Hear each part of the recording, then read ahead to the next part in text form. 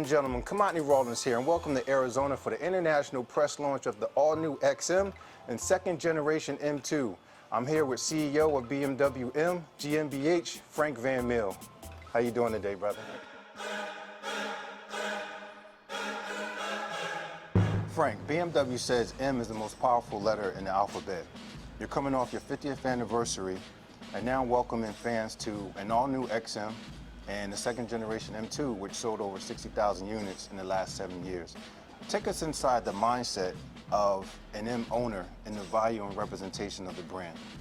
What made M so big over the past 50 years, and also the fan community that has grown so strongly about M, is that it's all about motorsports and all about emotion, and that has been the same for the past 50 years, and that will also continue into the future. So for the fans, it's really important to have this motorsport feeling, this emotion, and a car that talks to you. You have some remnants of the M1 on the XM.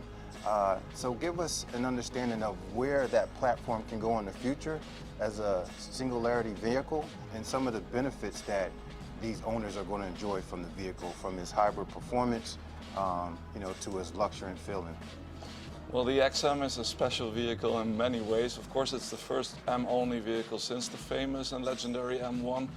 And we cite the M1 with some specialties on the cars, like the double BMW logos on the rear window. The way the car drives, it's a typical M. We call it the Rockstar, as a matter of fact, because it has different characters. It has a front stage appearance. It's very strong, bold, extroverted at first sight.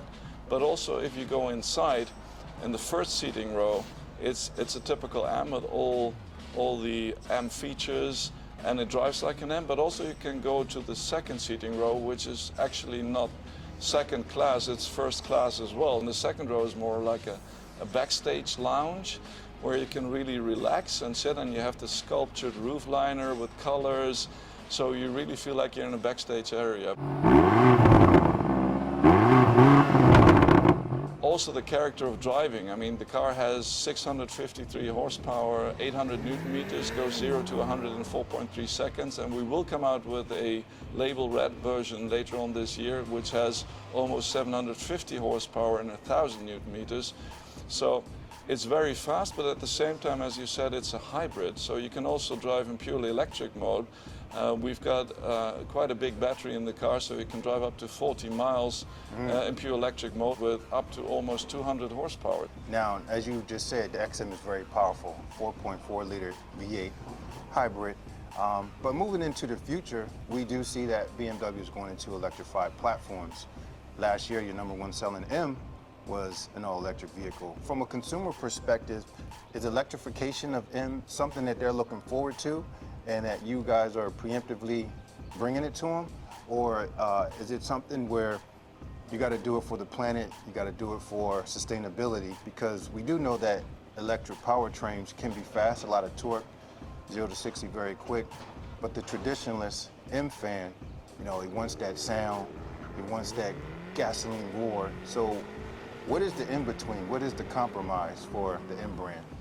Well, I think, of course, also it helps the planet, but for our customers, they expect the M feeling, and no matter what car they're driving. And if you look at the M3, it had 4-cylinder engines in the past, 6-cylinder engines, 8-cylinder engines, high-rev engines, and then we changed to turbocharged engines.